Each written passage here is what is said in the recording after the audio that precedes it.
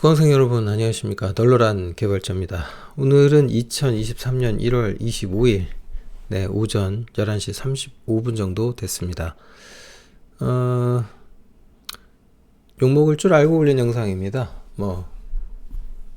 제가 욕먹는 거에 대해서 이제는 좀 좀 둔감하게 됐다랄까요. 의견은 다 다를 수 있지 않습니까? 그래서 어쨌든 그건 그거고요. 저한테 질문을 주셨던 사연자분께서 추가로 메일을 다시 보내주셨고, 메밀 아니고, 메일을 주셨고, 거기에 다시 또 영상으로 회신을 드리려고 합니다. 우선은 이제 다시 한번 거듭 말씀드리지만 매우 주관적인 겁니다. 제 영상이 불편하실 수도 있어요. 그 점은 좀 감안해 주십시오. 그리고 그런 어떤 저와는 좀 다른 의견 주시는 것에 대해서 정확히 말씀드려서 일단 감사합니다. 저를 욕하시는 거는 상관없어요. 근데 제가 진심으로 바라는 거는 이분에게 도움되는 얘기를 좀 해주십사 부탁드립니다. 그러니까 요거는 저는 제 주관적이잖아요. 근데 제가 봤을 때 틀렸거나 뭔가 부족하다라고 생각을 하시면은 이분께 도움이 될 만한 얘기를 댓글로 좀 남겨주세요. 메일 주신 사연자님께서 요 메일 내용에 쓰셨더라고요. 다 보셨대요. 제 영상도 보고 댓글도 다 봤다. 그리고 나서 이제 본인의 상황을 조금 더 냉정하게 판단하는데 도움이 됐다 라고 얘기를 하셨어요. 그러니까 여러분들이 주신 의견들이 우리 사연자님께 충분히까지인지는 그건 제가 알 수 없지만 도움이 분명히 될 겁니다. 그러니까 딱 한 가지만 유의해 주시면 될 것 같아요. 답답해서 저한테 의견을 이렇게 물으려고 뭔가 하셨는데 거기에다 대고 이렇게 너무 공격적인 태도를 보이시면 사연자분이 좀 속상하시지 않을까요? 공격적인 태도는 그닥 도움이 되지 못할 가능성이 높으니 그 점만 좀 유의해달라 라는 말씀 드리면서 영상을 이어가 보도록 하겠습니다. 우선은 다시 좀 정리를 해서 보내주셨어요. 우선 프로젝트 규모를 단가 200만원짜리에서부터 1억 수준까지 다양하게 하셨다라고 하셨고, 대부분 3개월에 요렇게 됐다. 그러니까 요거 이제 맨먼스 단가 이렇게 된다는 거고, 요게 프로젝트 규모가 이만하다라는 거잖아요. 근데 여기서 이제 사실은 이 프로젝트 규모에 관련돼서는 조금 더 생각해 볼 문제가 사실은 있어요. 이게 이제 일단 200만원짜리라고 하면은 요거가 이제 가장 흔하게 이제 요런 정도로 벌어지는 규모들이 이제 제가 또 욕먹은 파트인데 총 4년간 한 10개 정도 프로젝트를 하셨다라고 그랬는데 제가 거기다 대고 12개 정도 이렇게 하셨다고 했는데 안 된다. 1년에 6개 해야 된다. 1년에 6개 얘기를 했는데 왜 제가 이 얘기를 했는지를 말씀드리는 건 좀 의미가 있는 것 같아요. 이게 왜 그렇게 산출을 제가 했냐면 간단합니다. 4개월짜리 프로젝트라고 하잖아요. 3, 4개월 예를 들어서. 그러면 예를 들면 4개월짜리 프로젝트다라고 하면은 요거 보통 이제 기획 협의하고 블라블라 해서 1.5개월은 그냥 회의하다 날라가요. 그래서 순수하게 코딩만 하는 시간이 얼마냐면은 1.5에서 대략 한 2개월 정도 이렇게 돼요. 대부분의 프로젝트가 1.5개월에서 1.6 아닌데 글씨가 좀 안 써졌네요. 아무튼 이런 상황이다 보니까 보통은 이제 웹이나 이제 앱이든 요 두 가지 경우는 기본적으로 GUI를 갖는데 이 GUI를 파워포인트로 다 써요. 이걸 이제 보통 기획자라는 분이 작업을 그렇게 하죠. 그래서 이제 이 파워포인트 단위로 페이지가 나오고 그걸 이렇게 단순히 옮기듯 작업하거든요. 그리고 정말 말 그대로 단순히 기획자의 의도대로 옮겨줘야 돼요. 거기에다 대고 개발자가 자신의 뭔가를 불어넣으면은 기획자랑 쌈나요. 이런 경우가 이제 허다하죠. 심지어 어떤 그 뭐 픽셀 가지고도 뭐 버튼 폭 갖고 막 난리가 나기도 하고, 뭐 이제 기획자가 의도한 대로 움직여 줘야 되는 거거든요. 근데 그거는 뭐 그렇게 가져오는 게 맞다고 생각해요. 내가 봤을 때 옳고 그르다, 그거는 이제 경우에 따라서는 좋게 보면 장애정신이고 나쁘게 생각하면 오지랖 되는 거거든요. 이러다 보니까 SI 쪽에서는 뭔가 내가 더 깊이 생각하고 고민할수록 뭐 전체적인 일이 틀어지는 좀 안타까운 일이 벌어질 때가 있습니다. 어찌됐건 중요한 거는 이 정도 규모였다라고 했을 때 요런 그 소규모의 것들은, 그러니까 3개월에 요 정도 규모면은 제가 보기에는 그냥 좀 큰 규모라고 하기는 어렵습니다. 근데 어쨌든 이런 정도를 했고, 무엇보다도 이게 이제 가장 이 압력 영상에서도 말씀드렸는데, 우리 사연자님이 이 혼자 작업을 했다라고 하는 것이 정말 이게 참 안타까운 부분이에요. 혼자 작업한다, 이게 경력으로서 생각했을 때 어떤 문제가 생기냐면은, 이게 여러분이 반대로 이제 그 여러 명이서 작업을 한다라고, 여럿이서 작업을 한다라고 한번 가정을 해보세요. 그러니까 프로젝트 하는데 영희도 있고 뭐 길동이도 있고 철수도 있고 그 다음 나도 있어요. 이렇게 해서 4사람이 작업을 한다 쳐봐요. 그러면 사람이 넷이면 생각도 4개예요. 근데 이 여럿이 소위 하나의 팀이 되어서 작동한다. 이러려면은 동기화 과정을 거쳐야 돼요. 그러니까 각자의 스타일이라는 게 분명히 존재하는데, 그 스타일의 일부는 개성을 존중해서 살리더라도 반대로 각자의 개성만 가지고는 안 되니까 어느 지점에서는 뭔가 약속을 해야 되거든요. 그래서 그 약속을 지켜야 돼요. 근데 그 약속이라는 걸 설명하는 것 중에 가장 대표적인 단어가 뭐가 있냐면 공통 코드라는 말이 있어요. 이게 이제 데이터베이스 쪽에서 이제 많이 나오는 건데, 우리 채널에는 C++ 개발자분들이 많으시니까 뭐라고 말씀드릴 수 있냐면, 이 공통 코드 뭐냐 찾아보시면 그건 공부하시는데, 이걸 C++ 버전으로 잠깐 말씀을 드리면 제 생각에는 이게 그러니까 열거형 상수 있죠. 열거형 상수랑 비슷하다고 생각하시면 돼요. 그러면 제가 C++ 강의할 때 열거형 상수, 그러니까 심볼릭 상수 얘기 이런 거 할 때 왜 이런 걸 써야 되는지에 대한 설명을 해드렸을 거예요. 그거랑 똑같은 이슈가 있어요. 그 다음에 뭐 구조의 문제도 있죠. 전반적인 프로젝트 구조의 문제, 뭐 왜냐면 이제 서비스에 어떤 프론트가 있고 백단이 있잖아요. 그런 전체적인 구조의 흐름을 보고 갈 건지, 그러니까 이 팀이라고 하는 것도 사실은 여기에서 이 친구는 백엔드, 뭐 여기는 DBA, 여기 둘이서 UI인데 얘는 디자인, 이래가지고 프론트 단 개발 혼자 다 이러면 팀으로 작업은 했지만 업무의 공통은 없는 거거든요.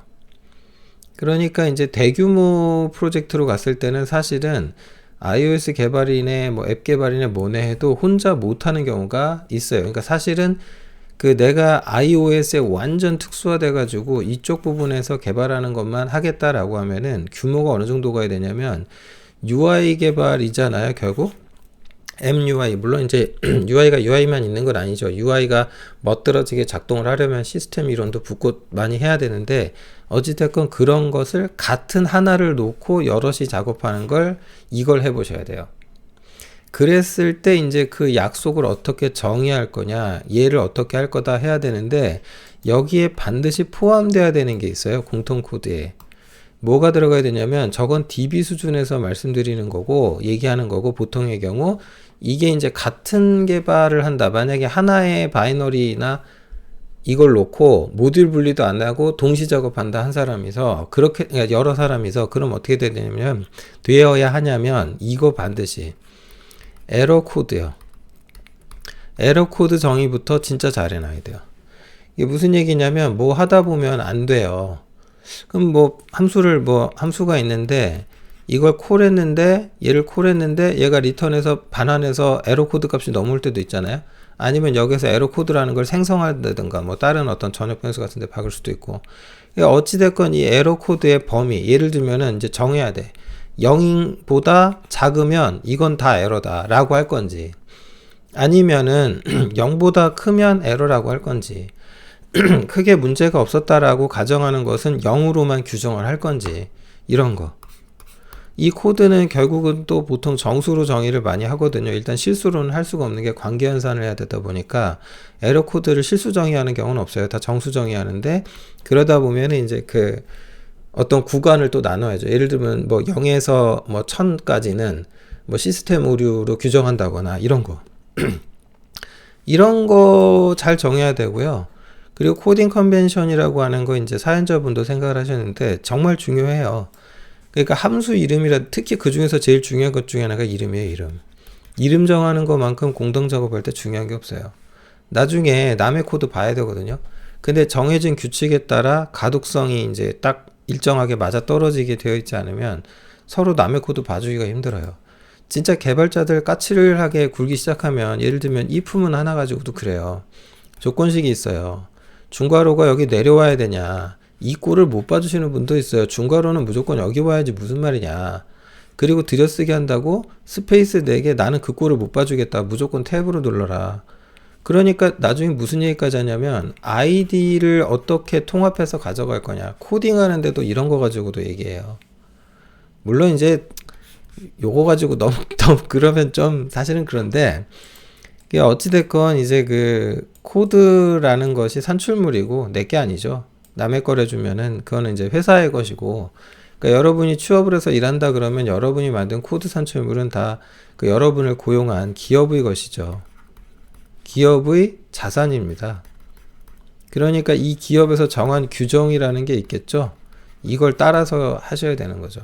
근데 이제 이런 걸 따라본 경험이 나에게 없다, 혼자 작업하면 주로 그 일이 벌어집니다. 그리고 그나마 이제 기획자라고 하는 어떤 다른 파트의 인력하고의 협업은 해봤을 수도 있는데, 이것도 이제 참 어휘가 되게 중요해요. 같은 말인데 머리에 이해하는, 떠올리는 거는 각자 다른 것일 때가 많거든요.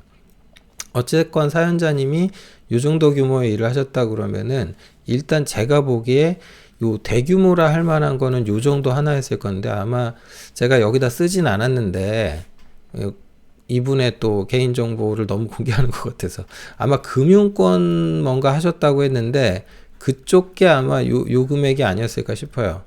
걔가 좀 덩치가 클 가능성이 높고 화면이 일단 많아요.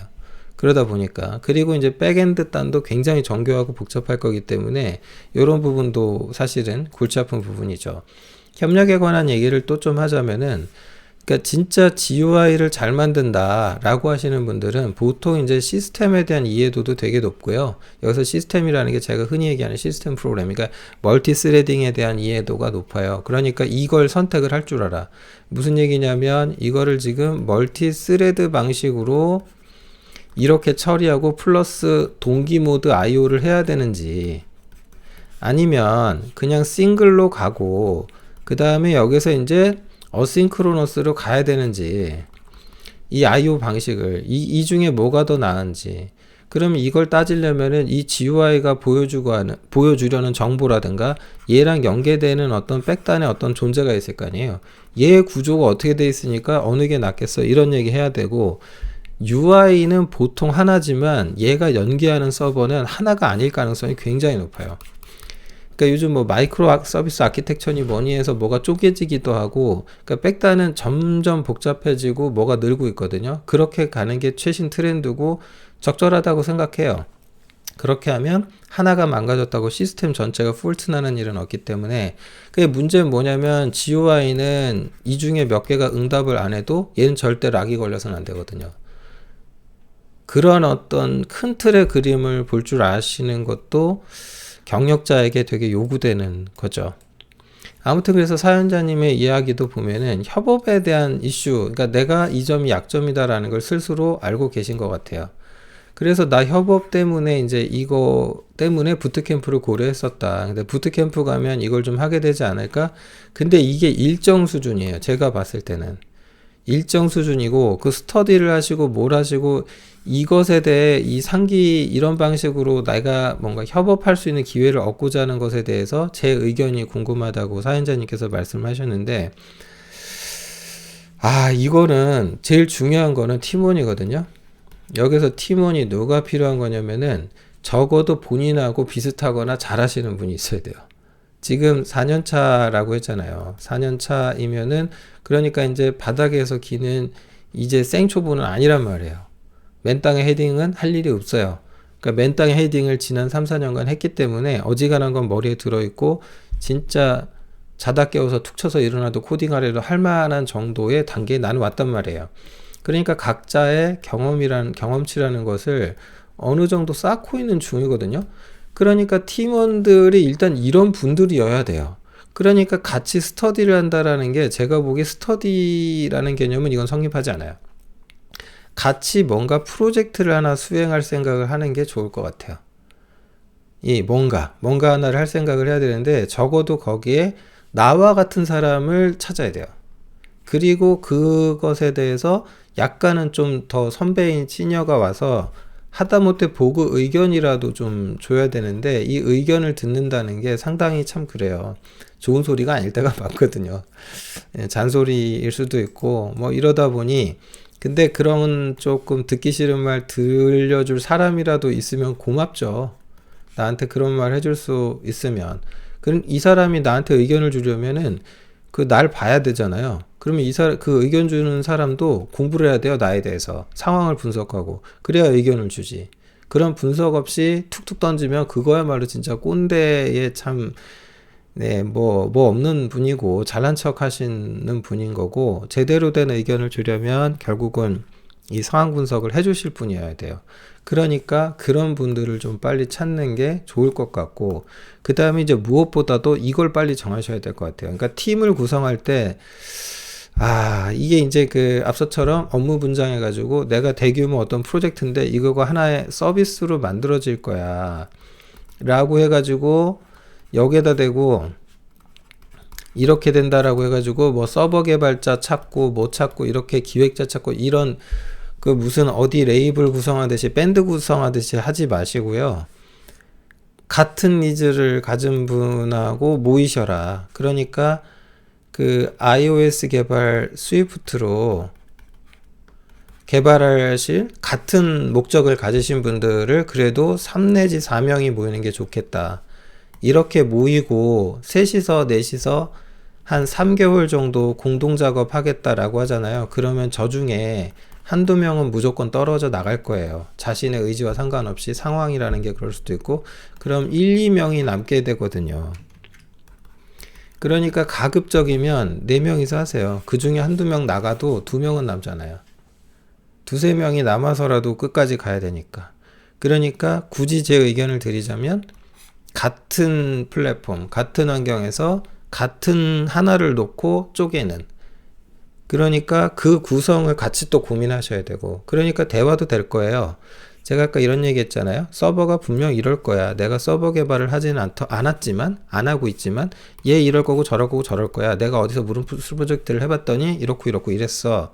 그걸 같이 논해주는 게 좀 필요하지 않을까. 예, 그런 점을 그래서 그것 때문에 분석 결과 단점이나 문제점을 알잖아요. 그럼 그걸 어떻게 극복하겠다. 그러한 설계적인 이슈를 공유할 수 있는 그게 좀 필요하지 않겠느냐. 그리고 뭐 이미 잘 하시겠지만 형상 관리는 이제 기본인 거죠. 무슨 뜻이냐면은 하나의 산출물을 놓고 4명이 공동 작업을 하기 때문에 누구 하나가 이제 엄하게 코드를 막 지멋대로 뒤엎으면 안 되거든요. 그거야 뭐 이제 다들 기술을 하시니까 뭐 그걸로 관리하시면 될 것 같고요. 다만 이제 그런 어떤 형상 관리든 협업이라는 걸 하다 보면은 결국 중요한 게 또 회의입니다. 만나서 얘기를 좀 해야 돼요. 그러니까 전화 몇 통 툭툭 해갖고 될 거 아니고요. 뭐 화상회의 생각보다 좀 부족할 수 있습니다. 가급적이면 직접 만나실 수 있는 분들을 찾으셔라. 그런 의견을 좀 드립니다. 그 다음 블로그에 이제 글을 쓰시고 계신 거는 요런 내용 쓰시고 계신다고 했는데 이런 게 이제 면접 시 마이너스로 작용할 가능성이 있냐? 아니요, 없습니다. 생각과 구현 결과를 글로 기술하는 거는 많을수록 좋아요. 그러니까 이거는 제가 보기에는 양적인 측면에서도 계속 늘려가셔라. 그 다음 질적인 측면이라는 것은 이거 고민하지 마세요. 뭐가 중요하냐면은 그러니까 나의 삶의 어떤 흔적이라고 할까요? 궤적이라고 할까요? 그러니까 내 어떤 흐름 내가 이제 처음 시작이 어떠했는데 쭉 어떻게 가고 있고, 그러면 이 궤적이라는 게 이렇잖아요. 곡선이죠. 빵 쏘면 이렇게 날아가면 여기가 예상이 되잖아요. 그러니까 그런 궤적을 보여주시는 게 좋을 것 같아요.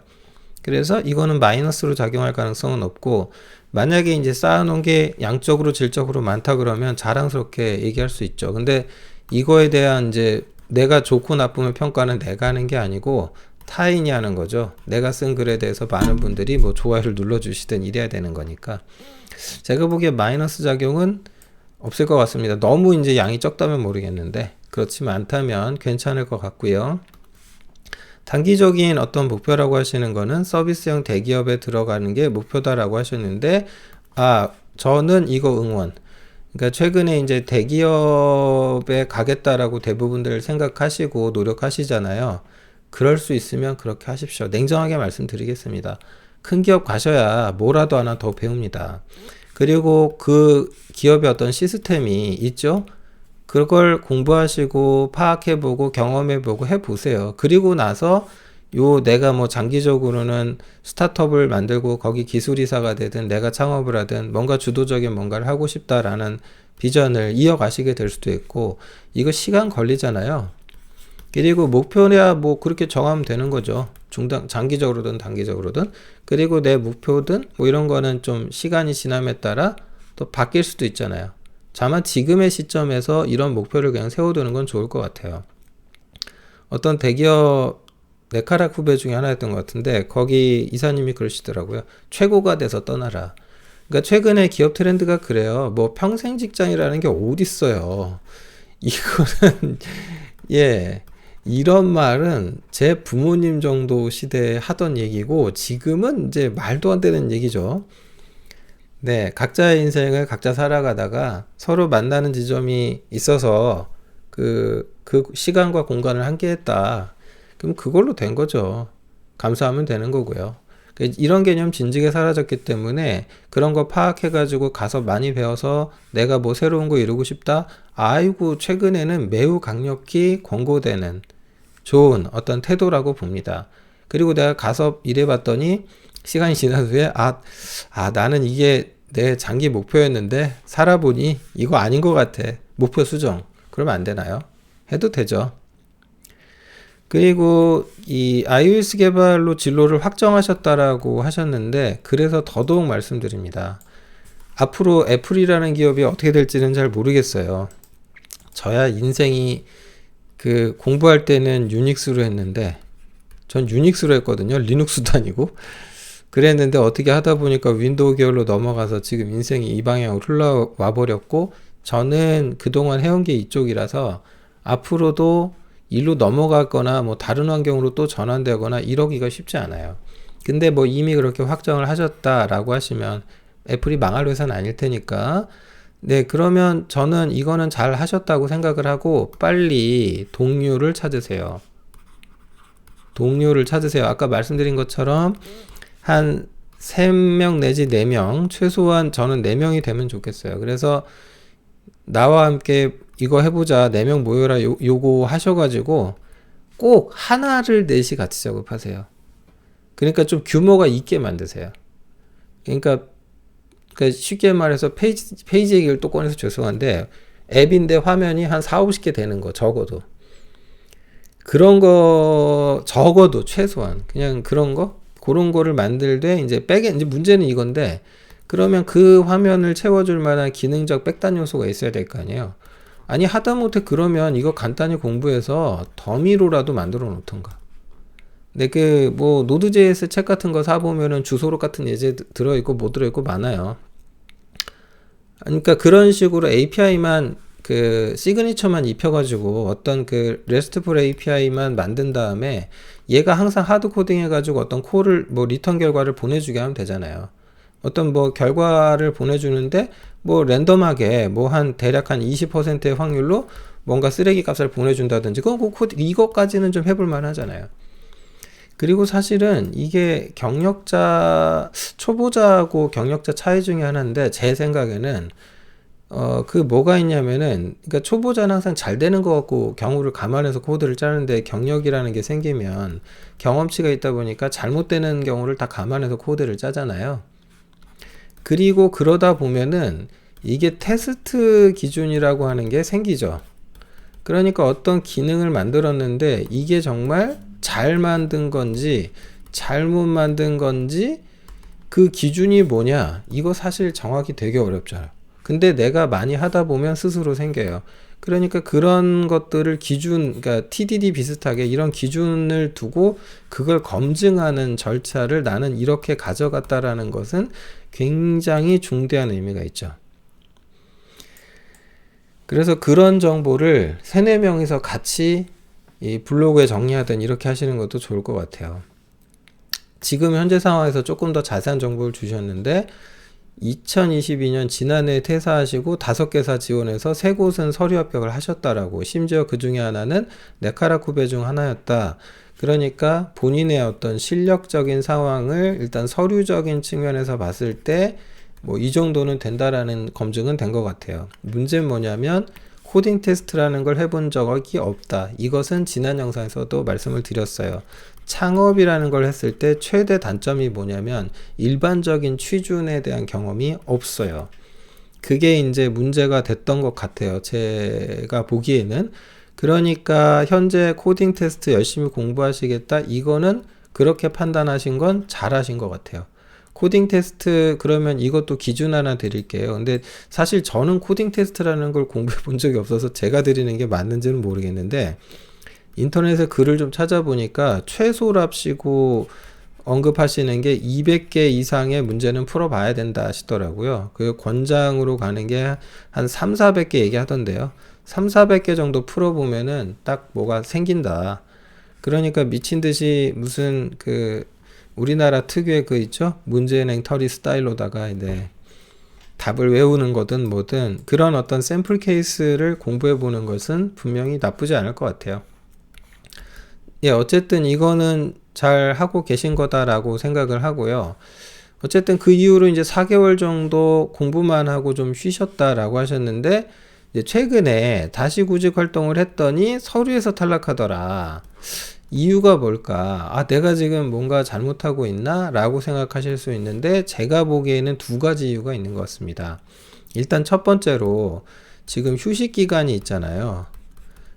휴식 기간. 그러니까 지금 현재 지금 한 4개월이라는 시간을 최소한의 공부를 했다라고 하시는데, 이 휴식 기간을 어떻게 보내는지에 대해서 뭐 이력서에든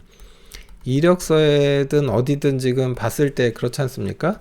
이 사람이 그 기간 동안 뭘 했는지, 왜 쉬었는지, 이런 것들 되게 중요하게 보거든요.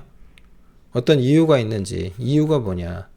그냥 지쳐서 좀 쉬려고 했습니다도 뭐 이유는 될 텐데, 어쨌든 그거에 대한 명확한 어떤 그 면접자를 혹은 이 인사평가자를 설득할 만한, 그러니까 납득시킬 수 있는 정확한 근거는 있어야 됩니다. 그러니까 왜 쉬었느냐, 이거.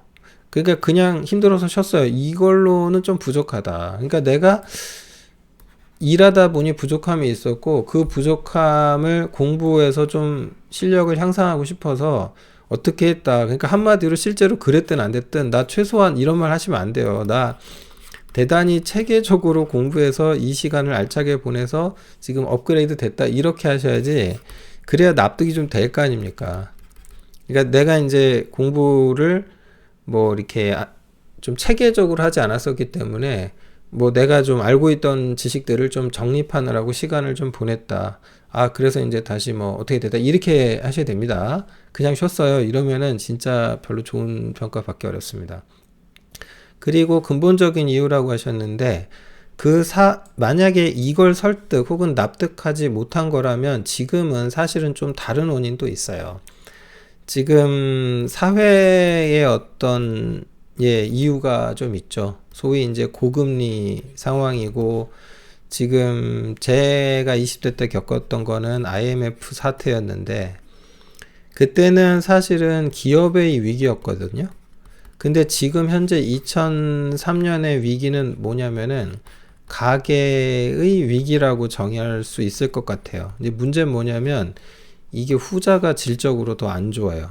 그러니까 IMF 때 기업 위기는 국가가 어떻게 정책 잘 풀면 그러면 좀 해결할 방법이 있었는데 이 가계 위기는 한 번 닥치면 해결이 안 나요. 쉽지가 않아요. 해결하기가. 그러니까 하루 이틀 뭔가 단기적인 문제가 아니고 진짜 오랫동안 쌓여온 문제가 터지는 거거든요. 그 옆 나라 일본을 보시면 뭐 잃어버린 뭐 어쩌고 이런 얘기 하잖아요.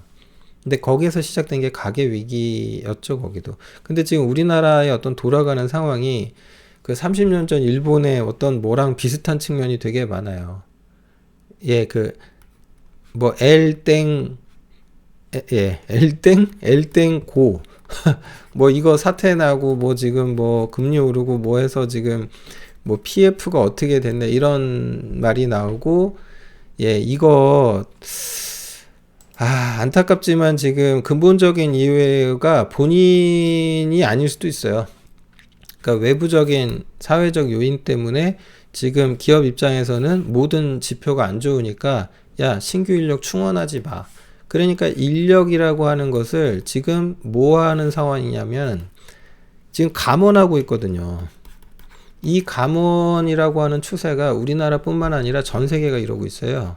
그러니까 신규 인력 자체를 뽑을 생각을 안 하다 보니까 갑자기 이제 어떻게 돼 버렸냐면 경쟁해야 될 인원이 늘어난 거죠. 거기에서 일단 밀렸을 수도 있는데 그게 어쨌든 기존의 상황이 코딩 테스트 부족 때문에 탈락한 상황이라고 한다면 이거랑 맞물려서 지금 벌어진 게 아닐까.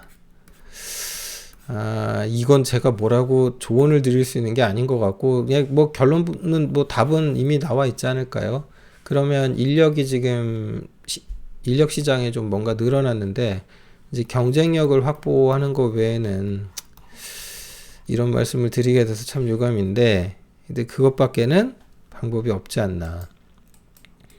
그러니까 더 나은 인재가 돼서 자신을 어필할 수 있어야 되는데 실력을 향상시키는 거 당연히 중요하죠. 근데 그것만큼이나 포장도 잘 하셔야 돼요.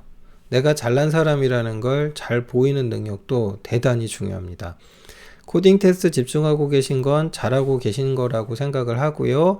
그 다음에 뭐 이런 어떤 노력을 하고 계신 것도 좋다고 생각을 합니다. 더불어서 한 번 더 말씀드리지만 휴식기가 있었잖아요. 이 휴식기라는 것에 대해서 납득할 만한 뭔가를 준비하세요. 그런 포장을 잘 해 두시라고 권해드리고 싶습니다. 그 다음에 지금 본인 스스로 내가 신입처럼 취준했구나. 취업 준비를 그렇게 하면 안 되는데 4년차 개발자면 이제 이직인 거잖아요. 무엇을 해야 될지 이미 말씀드린 것 같아요. 그러니까 이제 협업하는 방법이라든가 그 다음에 어떤 시야거든요. 근데 이제 협업 중에서도 이제 뭘 해야 되는지 좀 가볍게 말씀을 드린 것 같고요. 그 다음에 이제 내가 iOS 개발이고 뭐 그쪽 부분에 표면적인 뭘 하든 뭐 GUI 전문이든 뭐든 근데 그것만 하셔가지고는 안 되니까요. 요거 조금 더 넓힐 수 있는 방향. 그러니까 나 네트워크도 좀 알아요. 뭐 그다음 블라블라 뭐도 알아요. 뭐 그걸 자격증으로 해결하는 방법도 있겠죠. 뭐 어떤 자격을 딴다거나 취득한다거나 이것도 방법이 될 수 있지 않을까. 소위 이제 스펙이죠. 이걸 높이기 위한 노력도 해보시는 것도 좋을 것 같은데 우선은 좀 이쪽을 조금 포커싱 하실 필요가 있지 않을까. 특히 제가 아까 공통 코드라는 말로 이야기한 거 있잖아요. 그러니까 아마 본인도 아실 거예요. 그 심볼릭 상수 잘 안 만들어 놓으면 이렇게 되죠. 내가 짠 코드 6개월 후에 내가 봐도 이해 안 가잖아요. 내가 저때 왜 저렇게 짰더라? 주석을 써놔도 이해가 안 갈 때가 있어요. 그리고 주석과 코드가 안 맞는 경우도 있을 수 있잖아요.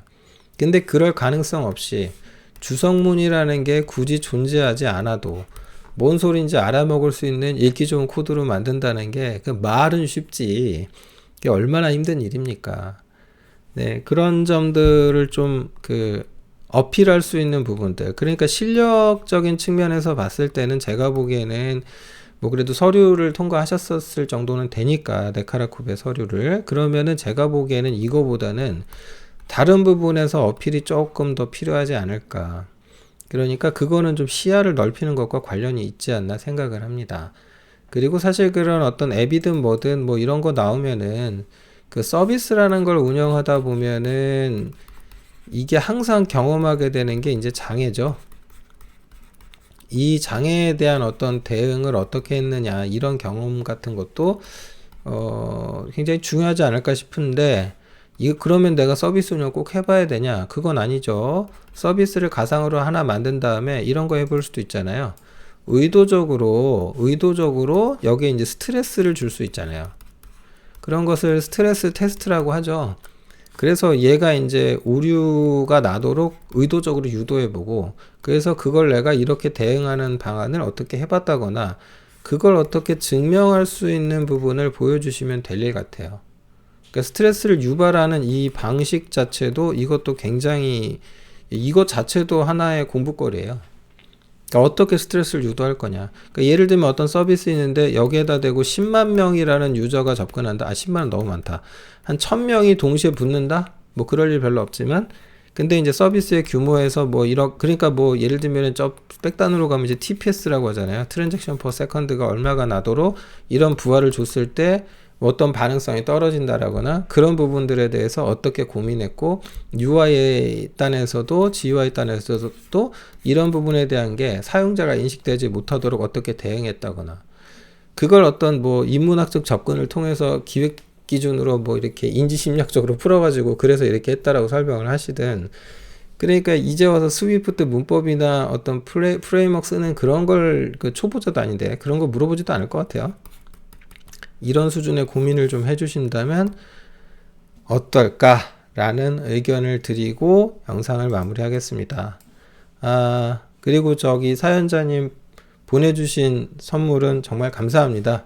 안 받으려고 하다가 선물을 보니까 먹는 거더라고요. 나 딱 부담스럽지 않고 좋은 것 같아요. 네, 감사합니다. 잘 먹겠습니다. 부디 도움이 됐으면 좋겠고요. 그리고 또 사족 달면, 이건 제 의견이에요. 예? 저기 나이 한 50 정도 된 꼰대 아저씨의 대단히 사적인 그리고 자기 삶에 비춰서의 어떤 의견이거든요. 그러니까 이런 의견이 있다라는 정도로만 참고해서 활용을 하면 돼요. 그리고 가장 본인한테 어떻게 해야 유리할지 철저하게 이기적으로 자기 입장에서 생각하고 결론을 내보세요.